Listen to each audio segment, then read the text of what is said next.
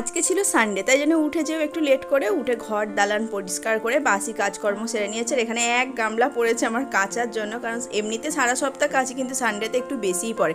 ছাদ ভর্তি করে জামা কাপড় মেলে দিয়েছি। আর যে কাজটা কালকে রাত 2টো পর্যন্ত করলাম, সেই কাজটা কালকে রাতেই মার দিয়ে রেখেছিলাম, আজ শুকনো করতে দিলাম। আর আজ সকালে টিফিনের জন্য হাজব্যান্ড এনেছিল চপ, মানে আলুর চপ, ওগুলো সকালে সবাই মিলে খাওয়া হলো। আর আজকে না সানডেতে আমাদের হচ্ছে বিরিয়ানি পার্টি, মানে সবাই মিলে বিরিয়ানি খাবো, তারই তোড়জোড় হচ্ছে। হয়ে যাওয়ার পর এখানে ইচ্ছেকে আমার মেয়েকে দুজনকে একসাথে খেতে দিলাম।